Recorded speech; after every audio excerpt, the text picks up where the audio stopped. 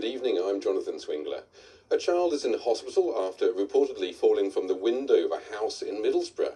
North East Ambulance Service were called to Palmer Street yesterday and took the boy to James Cook Hospital. He's said to be in a serious but stable condition.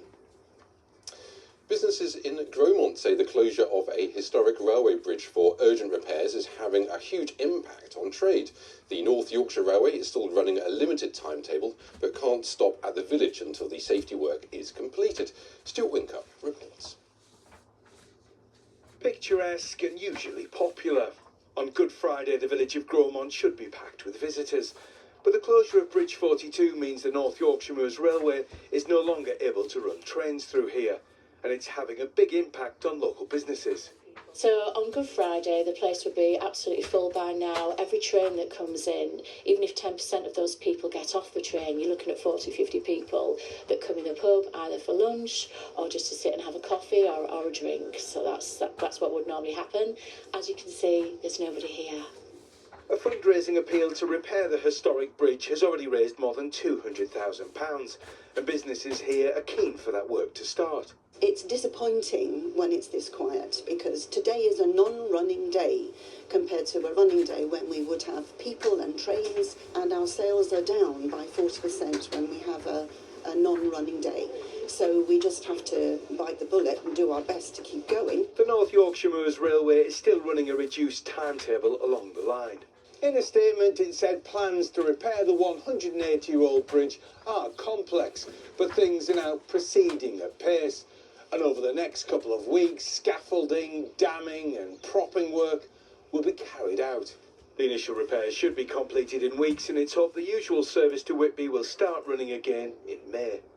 Stuart Wincup, BBC Look North, Gromont. Now, with the Easter break here, it can be a challenge to keep children entertained. And if you're struggling with the cost of living, school holidays can be a daunting prospect. But a club in Catterick is helping families, as Phil Bodmer reports. Learning how to prepare fresh and nutritious ingredients for lunch. And then cut that way now, down there. All right. This holiday club provides a safe space for kids to play, to learn and enjoy a healthy meal during the school Easter break. The food side's very important. My child doesn't eat much. She's a really picky eater. She has, I found that sometimes she will try things when she's been at a feast, which is amazing, steps forward. Making sure kids who would normally benefit from a hot school dinner during term time don't go hungry during the holidays is a central part of the feast scheme, which stands for food, entertainment, activities and sport together. Hi everybody, how are you getting on? How are you enjoying your lunch? Funding to the tune of £1.4 million is provided by the government. For families struggling with the cost of living, it can be a real lifeline. So they are children who would receive a feast voucher because they would normally be entitled to a free school meal during term time, but obviously during the school holidays they wouldn't be getting the free meal. So I get some funding to offer activities and a free meal to the young children that would normally have a free meal in the school in the term time.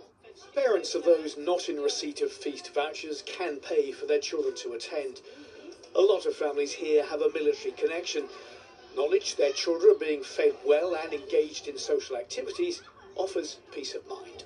Phil Bodmer, BBC Look North, Catterick. Earlier this year, Carlisle Cathedral's east window was voted the nation's favourite stained glass window. Since then, it's had an influx of visitors from all over the world wanting to admire it. As it's Good Friday, we went to take a look.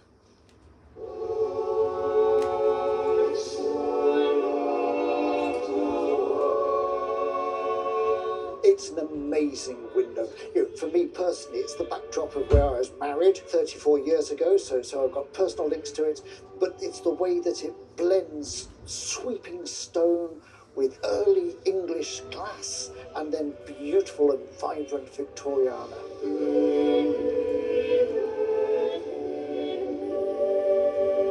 I think it was voted the nation's favourite stained glass window because of its setting and our wonderful starry ceiling, but also the original tracery and the fact that it has both original glass and more recent. The stained glass at the top is all that remains from a window that was put in just after the Black Death. People have been coming from all over the world to see it. I've had phone calls from Peru and from Australia, and we've had visitors, some who've actually lived in Carlisle all their life and have never been inside and seen how beautiful it is. The phrase that I use is you walk under the organ and you get a glimpse of heaven.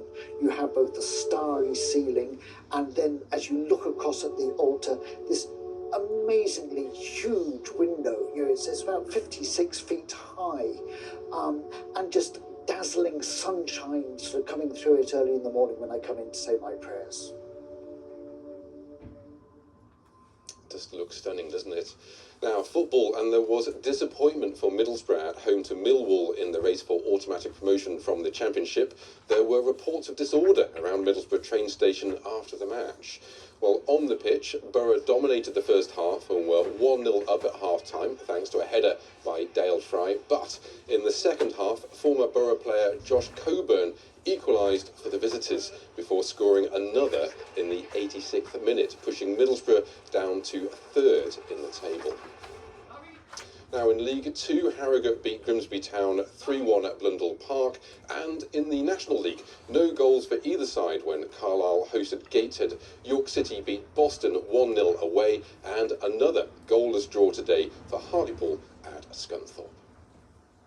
Now, time for the weather. Storm Dave could be causing problems for some of us. Here's Molly Brewer with the forecast. Hello there, good evening.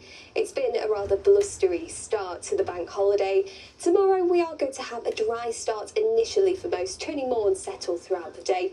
And then of course we have Storm Dave on the way. Strong winds expected, gusts between 50 and 60 miles per hour, maybe even 70 in more exposed areas.